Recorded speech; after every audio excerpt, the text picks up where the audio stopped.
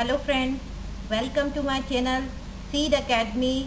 और आज हम लोग डिस्कस करने वाले हैं current affairs of month August 2022। Isaac Herzog, who was seen in the news, is the president of which country? Canada, Israel, Italy या फ्रांस? इज़ाक हर्ज़ोग जो है वो इज़राइल के प्रेसिडेंट हैं। अभी अभी करेंटली ने उन्होंने तुर्की का एक विज़िट किया है, दौरा किया है। 10 साल के बाद ये दौरा किया गया है, क्योंकि जो आजकल इज़राइल है, आप बच्चों जानते होंगे कि जो इज़राइल है और जो तुर्की है वो आपस में अपने जो संबंध है वो अच्छा करना चाह रहे हैं, क्योंकि इज़राइल को तुर्की एक ऐसा मुस्लिम देश है जिसने आगे बढ़कर इज़राइल को मान्यता देने में अपना पहला कदम बढ़ाया है। तो और रिश्तों को मजबूत करने के लिए इज़राइल के राष्ट्रपति इज़ाक हेrzog ने तुर्की की विजिट की है, जिसके लिए ये अभी करेंटली न्यूज़ में बहुत ज़्यादा चर्चित है। तो the correct answer is B.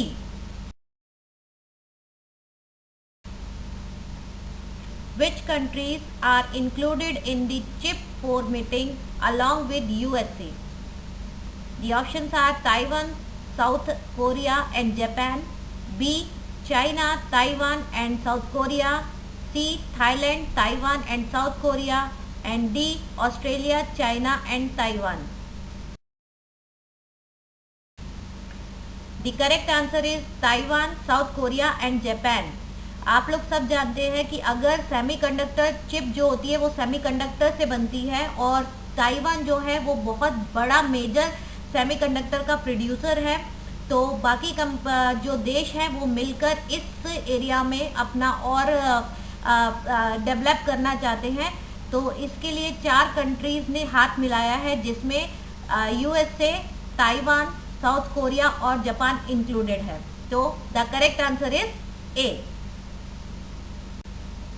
Which state government has announced to set up ग्रामीण आजीविका पार्क, जिसको आप रूरल इंडस्ट्रीज पार्क भी कहते हैं? The options are Odisha, Chhattisgarh, West Bengal या कर्नाटका।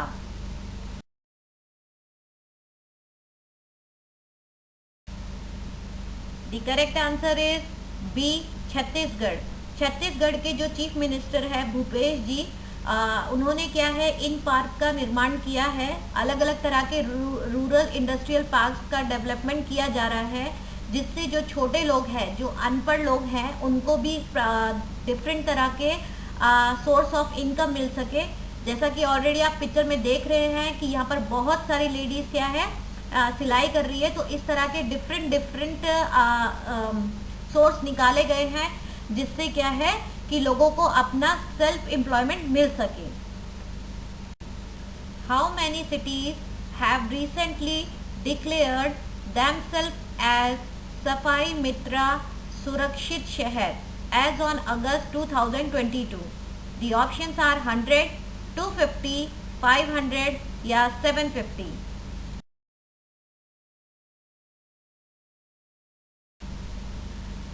सफाई मित्र सुरक्षित शहर होता है कि ये एक तरह की स्कीम है जो ministry of housing and urban affairs ने शुरू की थी, जिसमें हर शहर को अलग अलग तरीके से देखा जाता है, जिसमें सफाई का ध्यान रखा जाता है, और जो शहर इस क्राइटेरिया को पूरा किया जाता है तो उसको ये टाइटल दिया जाता है। अभी राइट नाउ अगर अगस्त 2022 तक की बात करें तो इंडिया में ऐसी 500 सिटीज़ हैं जिनको सफाई मित्र सुरक्षित क्षेत्र का नाम दिया गया है। तो the correct answer is C, 500। Punjab and Haryana governments have agreed to name the Chandigarh international airport in Mohali after dash. The options are A Shaheed Bhagat Singh, B Chandrashekhar Azad, C Sukhdev या D Shivram Rajguru.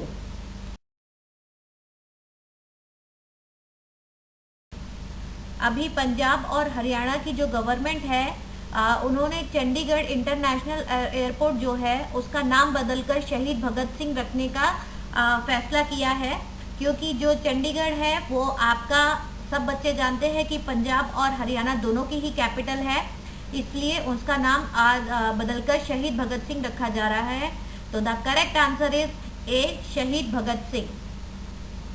Augusta Malai Elephant Reserve, which was notified recently, is located in which state? Kerala, Tamil Nadu, Karnataka, Telangana.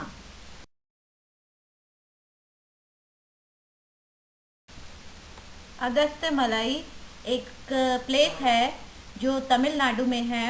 अभी currently union environmental minister Bhupender Yadav ji ने announce किया है कि elephant reserve के लिए वहाँ का कुछ एरिया रिजर्व रखा जाएगा और जो हाथियों की तादाद है उसको बढ़ाने में मदद करेगा। तो the correct answer is B, Tamil Nadu. Rakesh Jhunjhunwala, who passed away recently, was associated with which profession? The options are A, politician, B, investor, C, scientist या D, musician।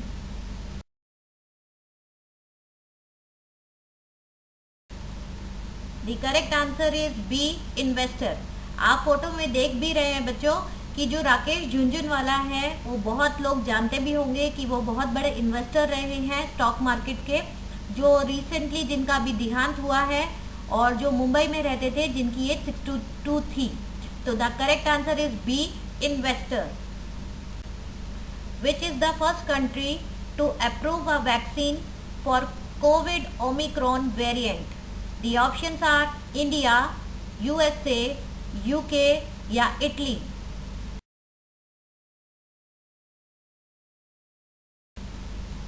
अगर vaccine for covid omicron variant की बात की जाए तो राइट नाउ अभी UK एक ऐसी कंट्री है जिसने ये वैक्सीन निकाला है। तो the correct answer is C, UK. Which Indian bank manages Indian visa application centre in Bangladesh? The options are HDFC bank, ICICI bank, State Bank of India या Canara bank.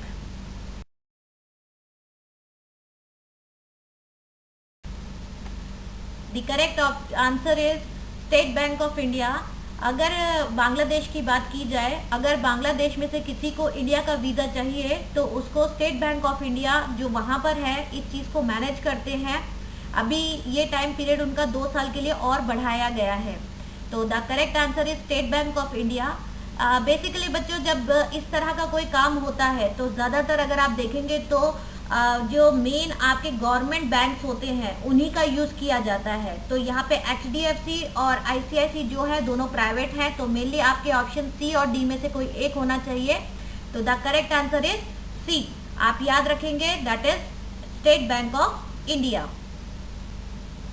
Which state approve the defence and aerospace unit and employment promotion policy 2022? The options are Andhra Pradesh, Uttar Pradesh, Madhya Pradesh या D, Gujarat.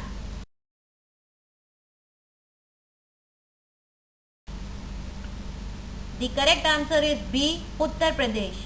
उत्तर प्रदेश के मुख्यमंत्री श्री योगी आदित्यनाथ जी जो हैं इन्होंने ये policy को अपनाया है और उनका मेन एम है कि जो डिफेंस और एरोस्पेस मैन्युफैक्चरिंग सेक्टर है उसको यूपी में बढ़ावा दिया जाए और ज़्यादा से ज़्यादा जो भी आपके इक्विपमेंट्स यूज़ किए जाते हैं डिफेंस और एरोस्पेस यूनिट में उनको अपने देश में बनाया जाए। तो the correct answer is B, Uttar Pradesh. Who chairs the governing council meeting of NITI Aayog? The options are NITI Aayog CEO, president of India, prime minister of India या यूनियन फाइनेंस मिनिस्टर।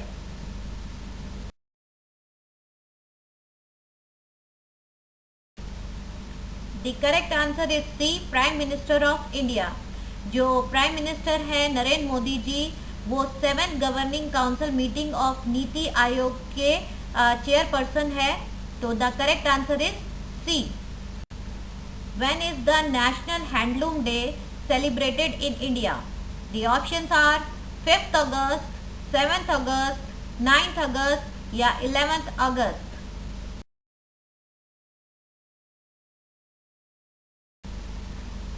7 अगस्त को भारत का नेशनल हैंडलूम डे के रूप में मनाया जाता है, क्योंकि स्वदेशी मूवमेंट 1905 के बाद से ये कोशिश की जाती है कि जो स्वदेशी वस्तुएं हैं, जो हमारे देश में जो वस्तुएं बन रही हैं, उनको प्रमोट किया जाए।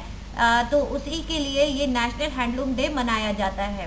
तो the correct answer is B, 7 August. Which company developed the second generation 2G ethanol plant which was recently inaugurated? The options are HPCL, IOCL, BPCL या ONGC।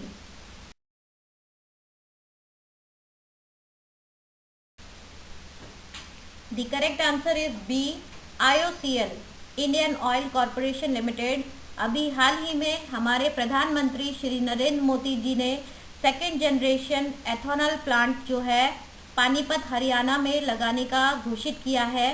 बेसिकली ये 2G बायोफ्यूल प्लांट है, जिसका use production and usage of biofuels के लिए किया जाएगा। तो the correct answer is B, IOCL। Which tennis player won 23rd Grand Slam singles titles, the most of any woman in the Open era? The options are Serena Williams, Venus Williams, Maritina या Steffi Graf।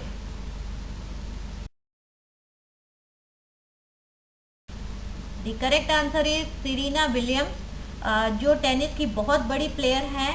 ये एक American player है जो अभी right now 40 years की होने वाली हैं। इन्होंने अपना पहला मैच 1999 में खेला था US ओपन में, जब वो 17 साल की थी कुल, और वो टाइटल जीता भी था। तो बहुत ही नामी नाम है, जिसे आप फोटो में देख भी सकते हैं। तो the correct answer is A, Serena Williams. What is the name of the satellite developed by 750 girls across 75 rural schools to be launched by ISRO?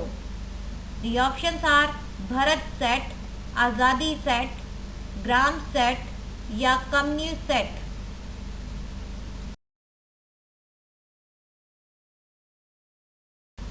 The correct answer is B, Azadi Sat। ये एक small satellite launch vehicle है जो Satish Dhawan space centre in Sriharikota में बनाया गया है, और ये बहुत ही स्मॉलेस्ट और हाईएस्ट लाइटेस्ट कमर्शियल रॉकेट है जो इसरो ने बनाया है। तो the correct answer is B, Azadi SAT. Who won the prestigious title of Miss Diva Universe 2022? The options are Arya Walvekar, Divita Rai, Dia Mirza या पल्लवी सिंह।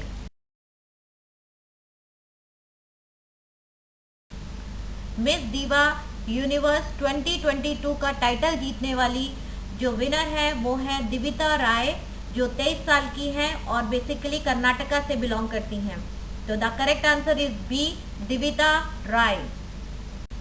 विच state recently launch CM Udham Khiladi Unnayan योजना on National Sports Day? The options are Bihar, Rajasthan, Uttar Pradesh या उत्तराखंड।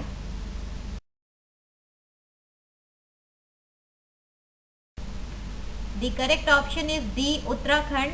जैसा कि आप फोटो में देख रहे हैं कि जो उत्तराखंड की जो CM है श्री पुष्कर सिंह धामी है, वो जो स्पोर्ट्समैन बच्चे हैं उनको प्रोत्साहित कर रहे हैं, और ये योजना उत्तराखंड में ही लॉन्च की गई है।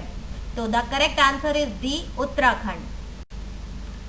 नेशनल स्पोर्ट्स डे और Rashtriya Khel Divas is celebrated every year on which day? 27 August, 28 August, 29 August या 30 अगस्त?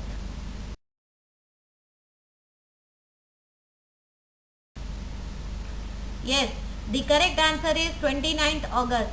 जो 29 अगस्त है वो भारत का नेशनल स्पोर्ट्स डे या राष्ट्रीय खेल दिवस के रूप में मनाया जाता है। हम सभी जानते हैं कि इस दिन ध्यानचंद जी, जो हमारे बहुत बड़े हॉकी के प्लेयर रहे हैं, उनका बर्थडे होता है, तो उसको नेशनल स्पोर्ट्स डे के रूप में मनाया जाता है। तो the correct answer is 29 August. Name the author of the book India's Economy from Nehru to Modi, A Brief History. The options are Shiva Sundaram, Vijay Krishnan, Vikram Deva या Pulapre Bala Krishnan.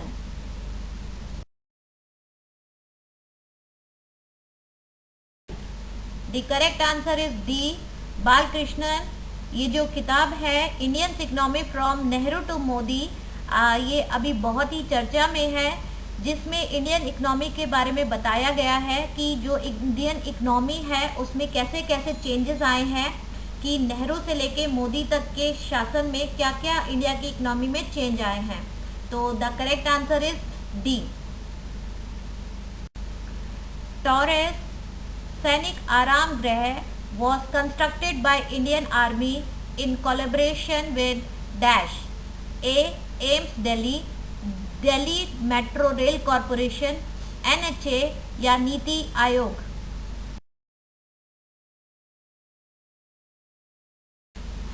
Taurus सैनिक आराम गृह जो है वो राइट नाउ अभी inaugurated किया गया है दिल्ली कैंट में, जिसमें एक ऐसा इंफ्रास्ट्रक्चर बनाया जा रहा है सैनिकों के लिए, जिसमें उन्हें हर तरह की फैसिलिटी दी जाए आराम करने के लिए, जिसमें इंडियन आर्मी के साथ दिल्ली मेट्रो रेल कॉरपोरेशन मिलकर इसको तैयार करेंगी.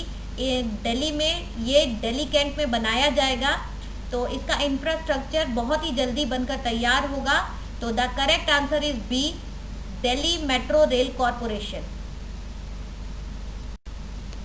Recently, PM Modi inaugurated Smriti Van in dash Uttar Pradesh, Gujarat, Haryana या Uttarakhand.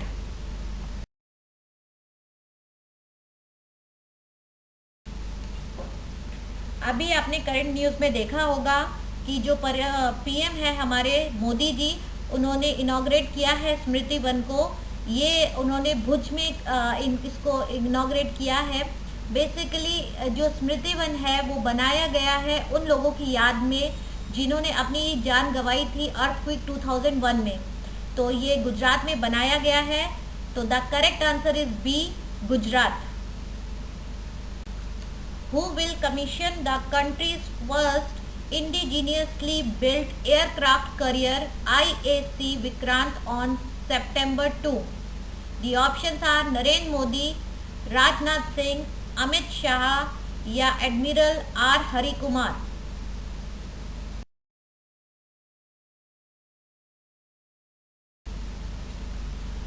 The correct answer is A, Narendra Modi ji. जो अभी IAC जो विक्रांत है, ये बहुत बड़े गौरव की बात है, जिसे आप ऑलरेडी पिक्चर में देख भी पा रहे हैं कि ये एक बहुत बड़ा ही एयरक्राफ्ट है जो इंडिया में बनाया गया है, जिसके 70 से 75%, 70 to 75% जो इसके इक्विपमेंट्स हैं जो भारत में ही बने हैं. तो ये भारत के लिए बहुत बड़ा अचीवमेंट है, जिसके लिए आपका जो कमीशन है जो वो नरेंद्र मोदी जी करेंगे. Who has been appointed as new chairman of the Defence Research and Development Organization DRDO? The options are Rajesh Verma, Sameer V Kamat, Rajiv Kumar, Minish C Shah.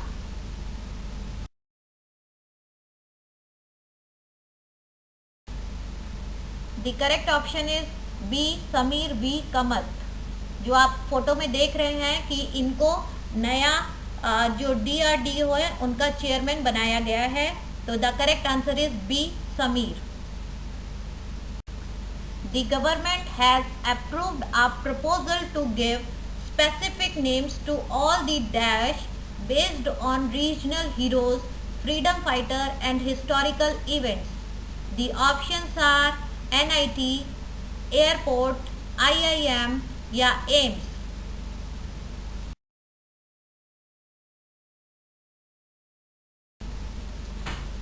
The correct answer is D, AIIMS.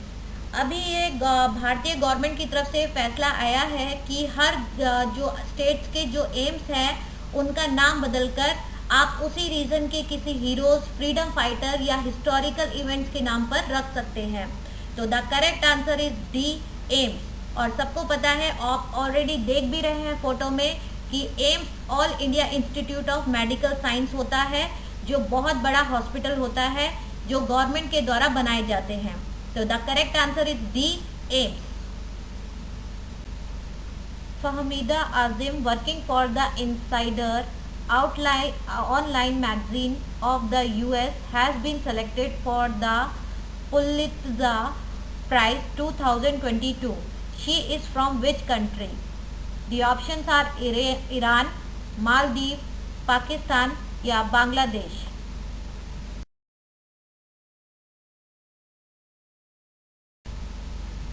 The correct answer is D, Bangladesh. जो फहमीदा आजिम है वो online magazine of USA के लिए काम करती हैं, पर basically वो बांग्लादेश से बिलोंग करती हैं। इस बार उनको 2022 का पुलित्ज़र अवार्ड के लिए विनर घोषित किया गया है। तो the correct answer is D. Who Indian selected for the Pulitzer prize 2022? The options are Imran Khan, Danish Siddiqui, Hari Prasad या मनोज कुमार।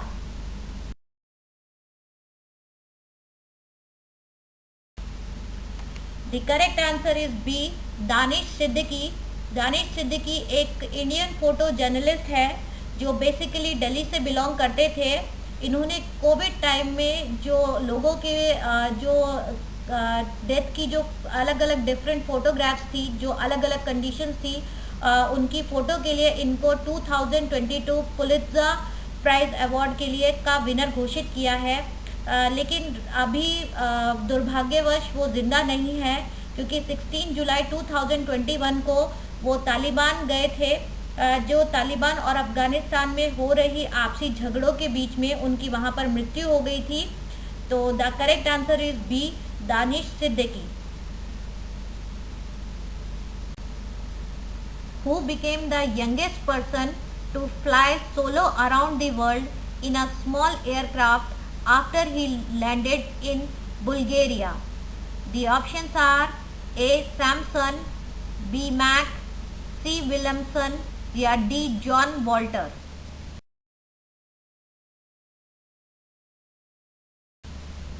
इसका करेक्ट आंसर है बी, मैक रुदरफोर्ड, जो 17 साल के हैं, यंगेस्ट हैं, जिन्होंने अपना small solo around the world किया है। इन्होंने जो लास्ट अपना लैंड किया है वो बुल्गारिया में इसको ख़त्म किया है, और इस जर्नी को ख़त्म करने के लिए उन्हें पूरे 5 महीने लगे हैं। आप फोटो में देख सकते हैं कि वो पर्सन है मैक, जो यूएस से बिलोंग करते हैं। तो the correct answer is B.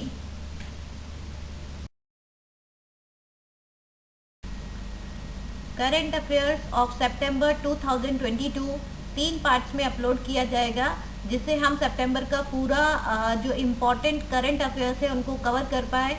तो पार्ट 1 अपलोड किया जाएगा 10 सितंबर, पार्ट 2 आपका 20 सितंबर एंड पार्ट 3 30 सितंबर। तो सब्सक्राइब करना ना भूलें, आपको अपडेट्स मिलती रहेगी।